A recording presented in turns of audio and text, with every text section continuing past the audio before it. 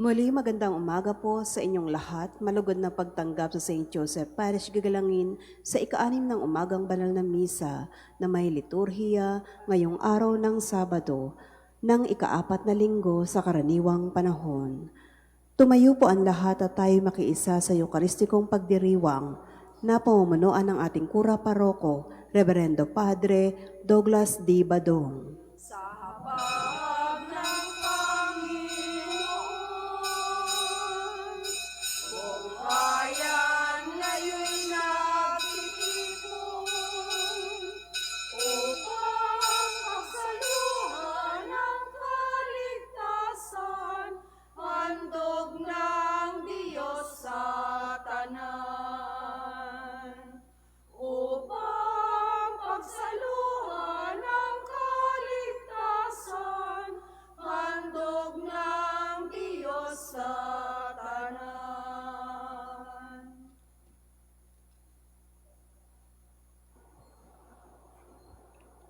Sa ngalan ng Ama at ng Anak at ng Espiritu Santo. Amen. Ang pagpapala ng ating Panginoong Hesukristo, ang pag-ibig ng Diyos Ama at ang pag-ipagkaisa ng Espiritu Santo naway sumainyong lahat. At sumaiyo rin. Mga kapatid, aminin natin ang ating mga kasalanan upang tayo'y maging marapat gumanap sa banal na pagdiriwang. Inaamin ko sa makapangyarihang Diyos at sa inyo mga kapatid na lubha akong nagkasala sa isip, sa salita at sa gawa at sa aking pagkukulang. Kaya isinasamo ko sa mahal na Birheng Maria, sa lahat ng mga anghel at mga banal, at sa inyo mga kapatid na ako'y panalangin sa Panginoong ating Diyos. Kaawaan tayo ng makapangyarihang Diyos, patawarin tayo sa ating mga kasalanan, at patnubayan tayo sa buhay na walang hanggan. Amen. Panginoon, kaawaan mo kami. Panginoon, kaawaan mo kami. Kristo, kaawaan mo kami. Kristo, kaawaan mo kami. Panginoon, kaawaan mo kami. Panginoon, kaawaan mo kami. Manalangin tayo. Ama naming makapangyarihan, ipagkaloob mong kami makasamba sa iyo ng may loobing taimtim na totoo. At kami rin naway magmahal sa aming kapwa-tao, nang may damdaming ibinubunsod ng iyong Espiritu sa pamamagitan ni Jesucristo kasama ng Espiritu Santo magpasawalang hanggan. Amen.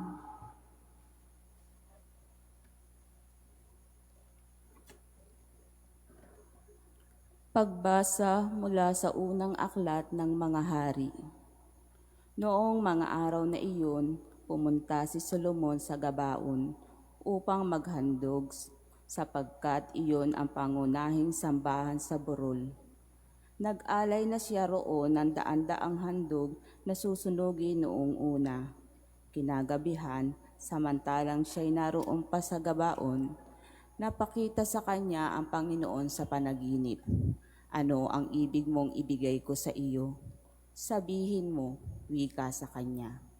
Sumagot si Solomon, kinahabagan ninyo at puspusang minahal ang aking amang si David na naging tapat sa inyo. Matuwid at malinis ang puso. At ipinagpatuloy ninyo ang inyong pagkalinga sa kanya nang marapatin ninyong paluklukin sa kanyang trono ang isa niyang anak. Panginoon, aking Diyos, ginawa mo akong hari bilang kahalili ng aking amang si David, bagaman ako'y bata pa't walang karanasan. Pinamuno mo ako sa iyong bayan, sa bayang ito na hindi mabilang sa dami. Bigyan mo ako ng isang pusong puspos na maunawain at marunong kumilala na masama't magaling, sapagkat sino ang maaaring maghari sa bayang mong ito na napakalaki. Ikinalugod ng Panginoon ang hiling ni Solomon. Kaya't sinabi sa kanya, yamang hindi ka humiling para sa iyong sarili na mahabang buhay o kayamanan o kamatayan ng iyong mga kaaway. kundi ang hiniling mo ay ang pagkaunawa at katalinuhang humatol. Ipinagkaloob ko sa iyo ang hiniling mo. Binibigyan kita ng karunungang walang kapantay, maging sa mga nauna, maging sa mga susunod pa sa iyo.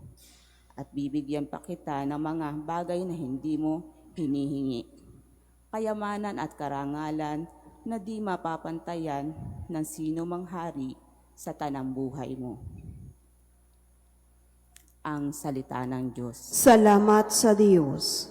Ang lahat ng iyong tuntunin ay ituro mo sa akin. Ang lahat ng iyong tuntunin ay ituro mo sa akin.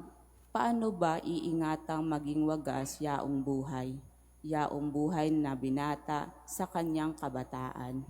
Ang tugon ay sumunod siya sa banal mong kautusan. Ang lahat ng iyong tuntunin ay ituro mo sa akin. Buong puso ang hangad ko na ikaw ay paglingkuran. Sa pagsunod sa utos mo, huwag mo akong pabayaan. Ang lahat ng iyong tuntunin ay ituro mo sa akin. Ang banal mong kautusan sa puso ko'y iingatan upang hindi magkasala laban sa iyo kailanman. Ang lahat ng iyong tuntunin ay ituro mo sa akin. Pupurihin kita poon, ikay aking pupurihin. Ang lahat ng tuntunin ay ituro mo sa akin. Ang lahat ng iyong tuntunin ay ituro mo sa akin. Ang lahat mong mga utos na sa akin ibinigay, palagi kong uusalin, malakas kong isisigaw. Ang lahat ng iyong tuntunin ay ituro mo sa akin. Nagagalak na susundin yaong mga kautusan, higit pa sa pagkagalak na dulot ng kayamanan. Ang lahat ng iyong tuntunin ay ituro mo sa akin. Tumayo na po ang lahat.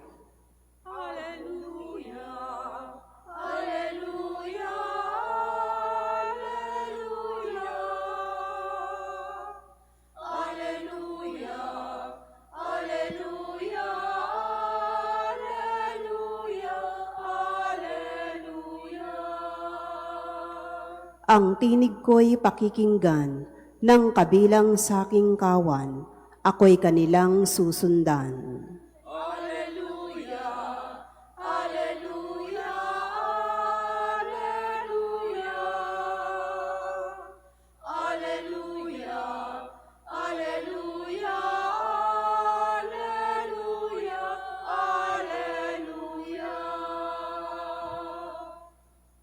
Sumainyo ang Panginoon. At sumaiyo rin. Ang mabuting balita ng Panginoon ayon kay San Marcos. Papuri sa iyo, Panginoon.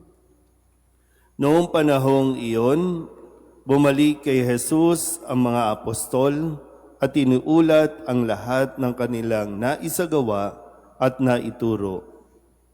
Napakaraming taong dumarating at umaalis, ano pat hindi na makuhang kumain ni Jesus at ng kanyang mga alagad.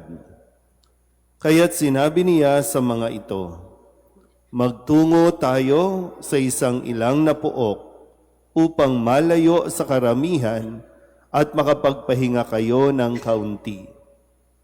Umalis silang lulan ng bangka at nagpunta nga sa isang ilang na dako. Ngunit maraming nakakita sa kanilang pag-alis at nakilala sila. Kaya't mula sa lahat ng bayan, ang mga tao'y patakbong tumungo sa dakong pupuntahan ni na Jesus at nauna pang dumating doon kaysa kanila. Paglunsad ni Jesus, nakita niya ang napakaraming tao.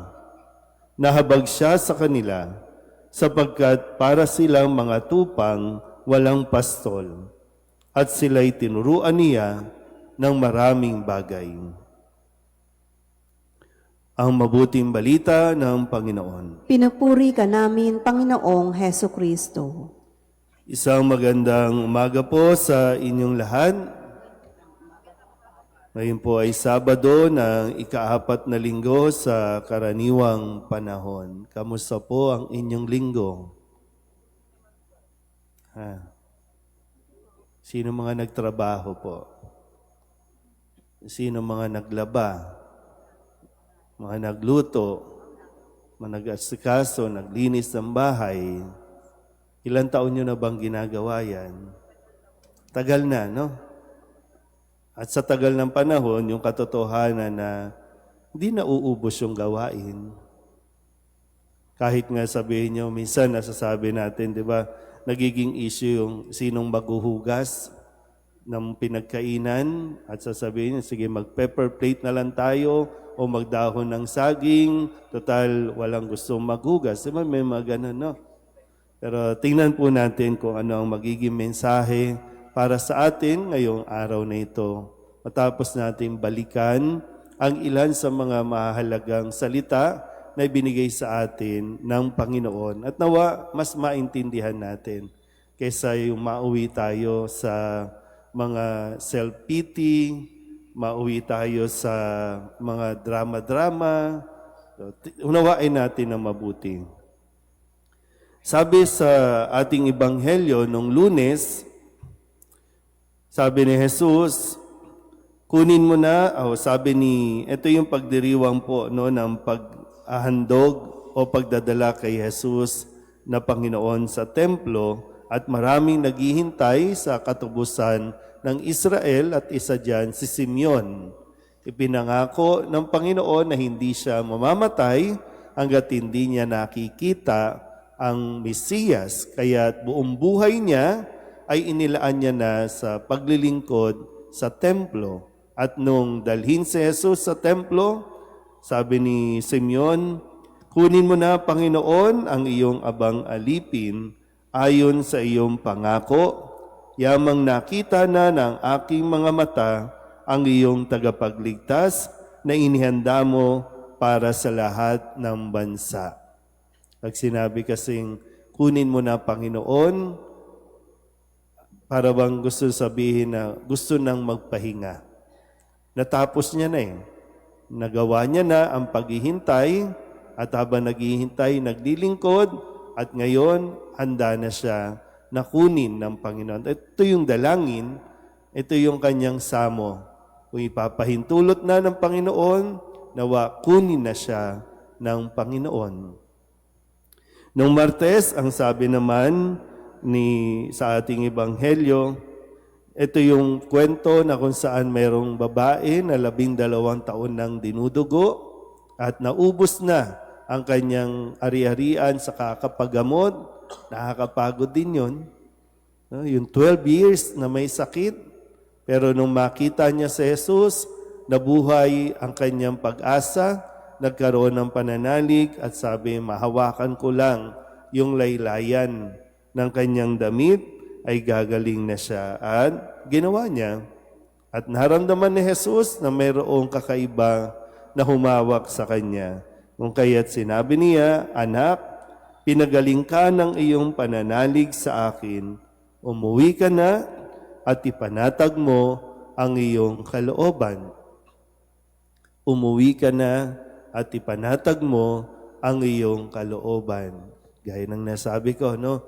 Nakakapagod. 12 years, hanap ka ng lunas, kung saan doktor ka na pupunta. Pero ngayon, sinabihan siya ng Panginoon, umuwi ka na, magaling ka na. Nung Miyerkules, ang sabi naman ni Kristo, nang siya ay umuwi, no, magbalik bayan, pero nakaranas siya ng rejection o hindi pagtanggap sa kanya ng mismong kanyang mga kababayan.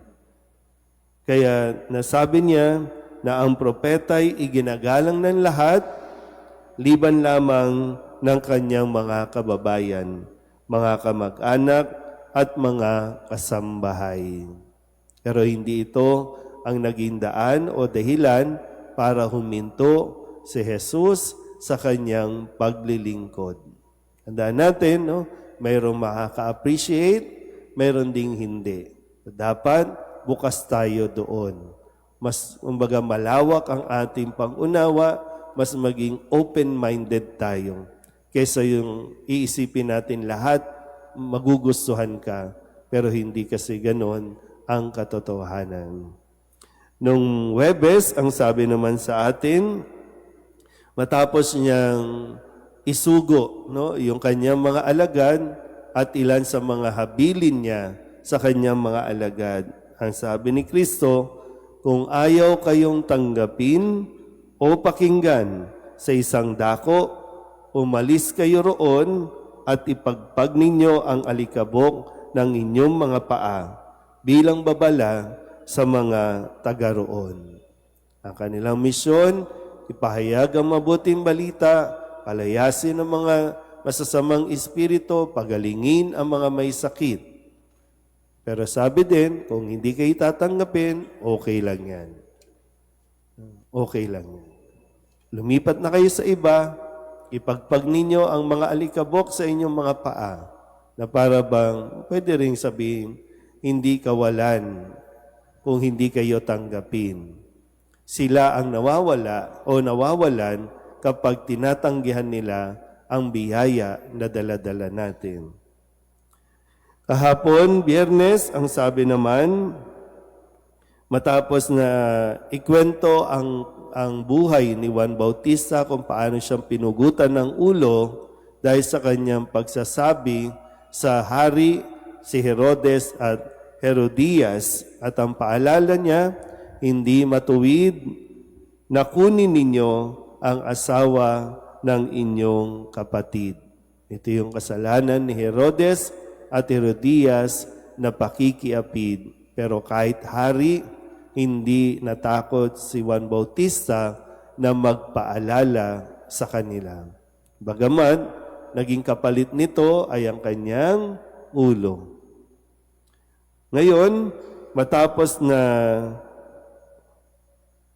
gawin ng mga alagad ang mga misyon nila, no, nasabi nga, di ba, magtungo kayo sa iba't ibang bayan, pagalingin ang mga may sakit, palayasin ang mga demonyo, at ngayon nagbabalik ang mga alagad at sila ay tuwang-tuwang nagkikwento kay Jesus ng kanilang mga karanasan. At ikinatuwa din naman ito ni Jesus. Kung kayan, ang sabi ni Jesus sa kanyang mga alagad, magtungo tayo sa isang ilang na pook upang malayo sa karamihan at makapagpahinga ng kaunti. Narinig po ba yon? Kaya nga yung panimula ko kanina, sino mga nagtrabaho sa inyo? Sino mga naglinis ng bahay?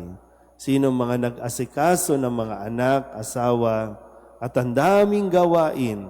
Yung iba sa inyo, nagtatrabaho pa sa opisina, pag-uwi, mag-aasikaso pa, magluluto pa. No? At napakaraming gawain. Nakakapagod. Sabihin nyo nga po, nakakapagod. Okay lang naman mapagod. Kaya nga sabi ni Kristo, maging sa mga alagad, hindi niya ipinagkait o ipinagdadamot ang pahinga. Kaya nga ang Diyos naglaan ng isang araw ng pahinga. Tayong tao, ayaw natin magpahinga kasi feeling natin maraming gawain at hindi, no? Para bang gusto natin tapusin sa isang araw ang isang gawain. Pero ano ang nako-compromise?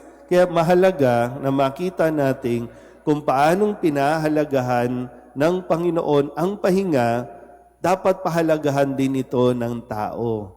Kailangan ng tao ng pahinga. At kailangan din, no? Kaya nga, sabi dito ni Jesus, no, inanyayahan niya, magtungo tayo sa isang ilang na pook para doon makapagpahinga kayo ng kaunti. Pagkatapos niyan, balik ulit sa trabaho, balik ulit sa misyon. Napakaraming taong may sakit.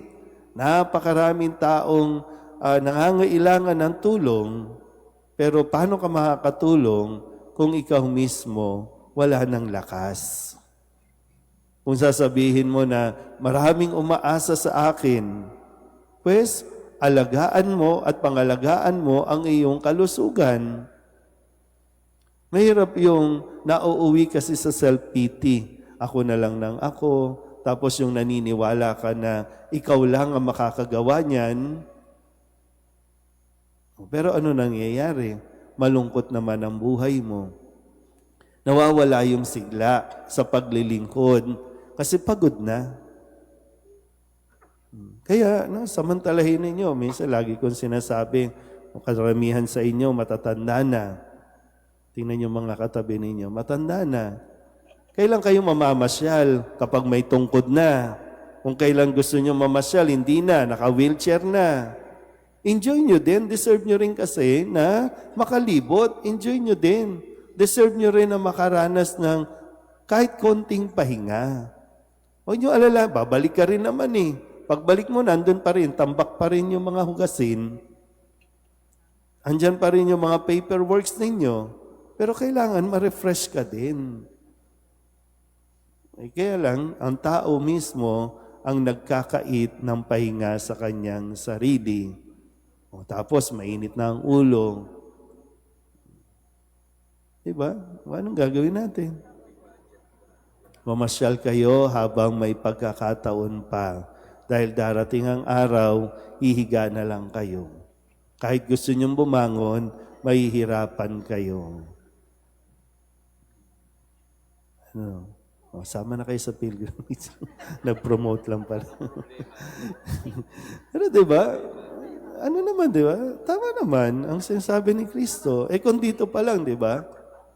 Hindi pinagdamot ng Diyos ang pahinga sa tao. Ang tao ang nagiging madamot sa kanyang sarili, lalo na pagdating sa pahinga. Amen?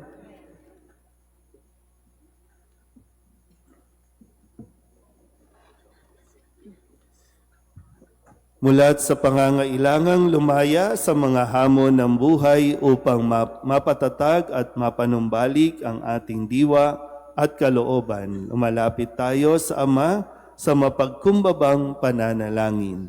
Ang ating pong itutugon, Panginoon, dinggin mo ang aming panalangin. Panginoon, dinggin mo ang aming panalangin.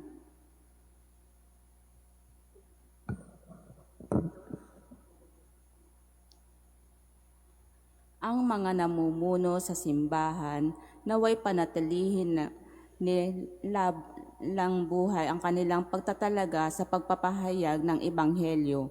Manalangin tayo sa Panginoon. Panginoon, dinggin mo ang aming panalangin. Ang mga nabibigatan sa mga pasanin sa buhay naway lumikas at mamahinga upang makatagpo ng kapayapaan sa piling ni Kristo. Manalangin tayo sa Panginoon. Panginoon, dinggin mo ang aming panalangin. Ang mga tumalikod sa kanilang pananampalataya, naway muling makaakay pabalik sa pamilya ng Diyos. Manalangin tayo sa Panginoon. Panginoon, dinggin mo ang aming panalangin. Ang mga may sakit, naway makakita ng kagalingan sa kanilang paramdaman sa pamamagitan ni Maria. Manalangin tayo sa Panginoon. Panginoon, dinggin mo ang aming panalangin. Ang mga tapat na yumao, naway mamalagi sa tahanan ng Panginoon magpasawalang hanggan. Manalangin tayo sa Panginoon. Panginoon, dinggin mo ang aming panalangin. Idulog din natin sa Panginoon na ating mga personal na kahilingan at mga panalangin para sa ating mga pamilya, kasama din ang mga kahilingan ng mga nanonood sa online. Lahat ng mga misang pasasalamat, espesyal na intensyon, agarang paggaling ng mga may sakit, at ang lahat ng mga kaluluwa na inihiling na ipagdasal sa misang ito.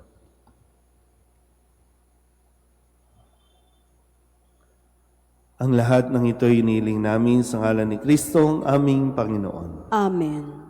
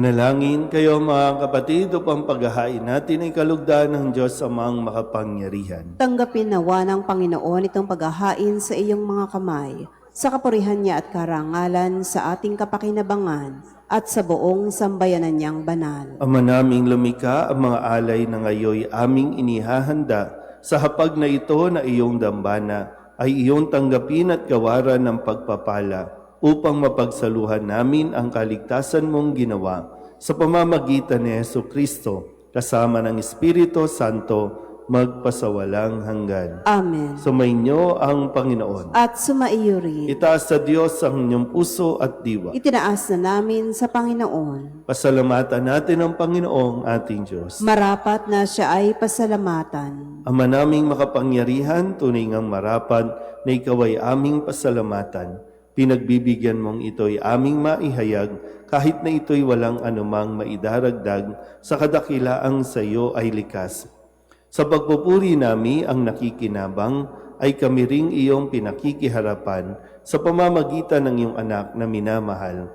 Kaya kaysa ng mga anghel na nagsisiawin ng papuri sa iyo nang walang humpay sa kalangitan, kami nagbubunyi sa iyong kadakilaan. Santo, Santo, Santo, Panginoong Diyos ng mga hukbo, napupuno ang langit at lupa ng kadakilaan mo, o sana sa kaitaasan, pinagpalang na paririto sa ngalan ng Panginoon, o sana sa kaitaasan. Ama naming banal, ikaw ang bukal ng tanang kabanalan, kaya't sa pamamagitan ng iyong Espiritu, gawin mong banal ang kaloob na ito, upang para sa aming maging katawan at dugo ng aming Panginoong Jesucristo. Bago niya pinagtiis ang pusang loob na maging handog, hinawakan niya ang tinapay, pinasalamatan kaniya, pinaghati-hati niya iyon, iniabot sa kanyang mga alagad at sinabi, "Tanggapin ninyong lahat ito at kanin, ito ang aking katawan na ihahandog para sa inyo."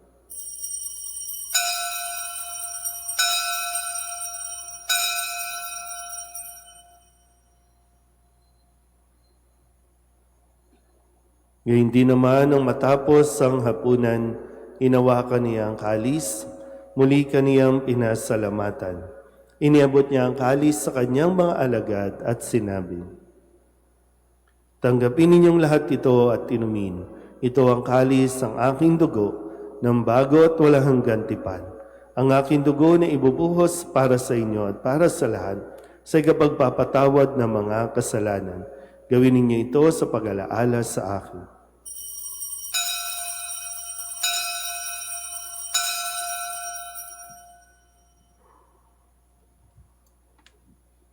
Ipagbunyi natin ang misteryo ng pananampalataya. Si Kristo'y namatay, si Kristo'y nabuhay, si Kristo'y babalik sa wakas ng panahon. Ama, ginagawa namin ngayon ang pag-alaala sa pagkamatay at muling pagkabuhay ng iyong anak.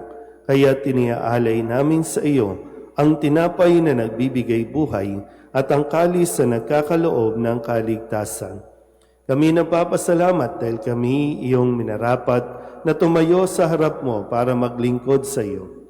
Isinasamo namin kami magsasalo-salo sa katawan at dugo ni Kristo ay mabuklod sa pagkakaisa sa pamamagitan ng Espiritu Santo. Ama, lingapin mo ang iyong simbahang laganap sa buong daigdig. Puspusin mo kami sa pag-ibig kaysa ni Leon na aming Papa at ni Jose na aming Obispo at ng Tanang Kaparian. Alalahanin mo rin ang mga kapatid naming nahimlay na may pag-asang sila'y muling mabubuhay, gayon din ang lahat ng mga pumanaw. Kawaan mo sila at patuloyin sa iyong kaliwanagan. Kawaan mo at pagindapating kaming lahat na makasalo sa iyong buhay na walang wakas.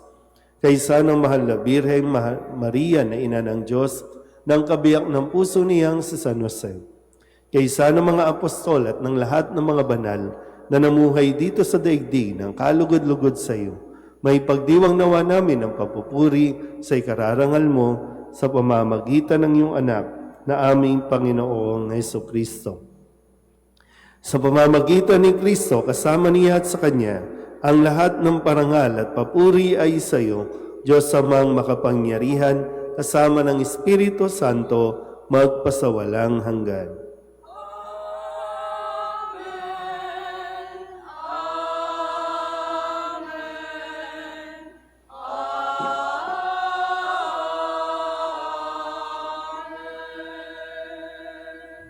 Sa tagabili ng mga nakagagaling na utos at turo ni Jesus sa Panginoon natin na Diyos, ipahayag natin ang lakas loob. Ama namin, sumasalangit ka, sambahin ang ngalan mo.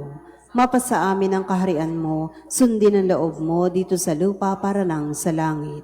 Bigyan mo kami ngayon ng aming kakanin sa araw-araw at patawarin mo kami sa aming mga sala para nang pagpapatawad namin sa nagkakasala sa amin. At huwag mo kaming ipahintulot sa tukso at iadya mo kami sa lahat ng masama.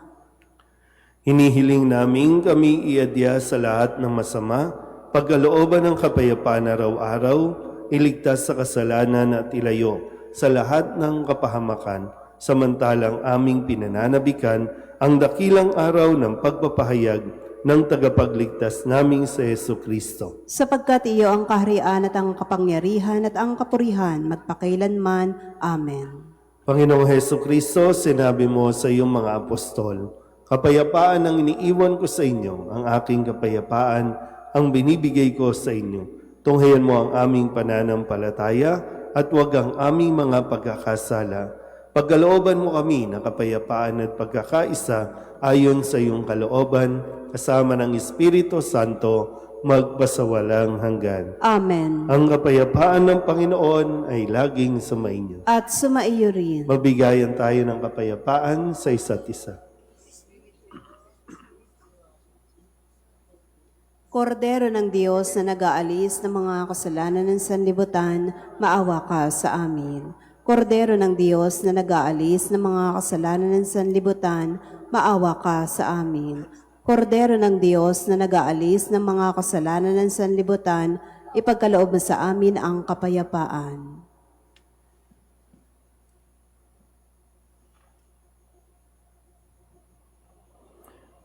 Ito ang kordero ng Diyos. Ito nag-aalis ang kasalanan ng sanlibutan. Mapalad ang mga inaaniyahan sa kanyang piging. Panginoon, hindi ako karapat dapat na magpatuloy sa iyo, ngunit sa isang salita mo lamang ay gagaling na ako.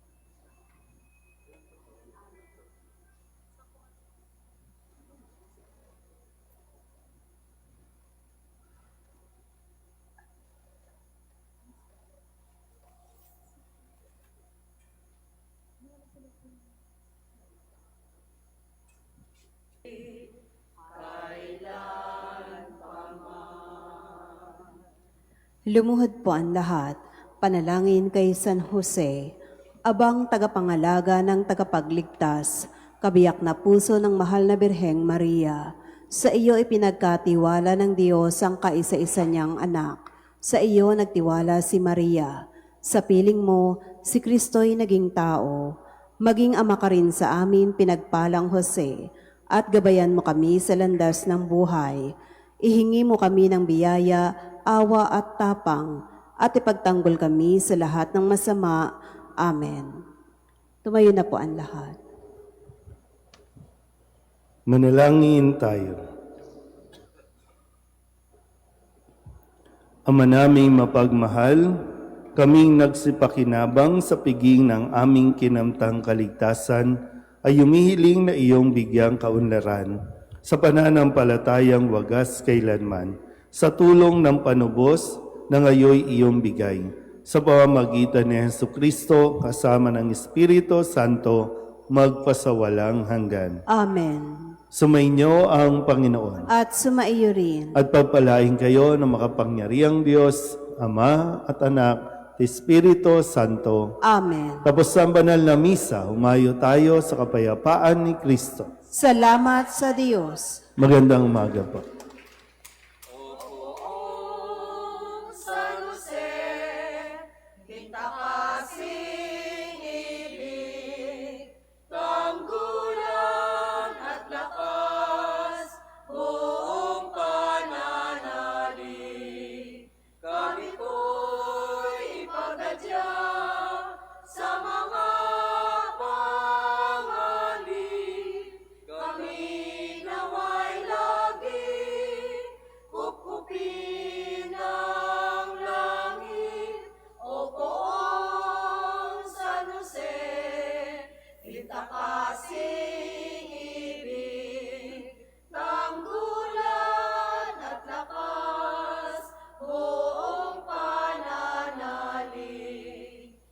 Kami po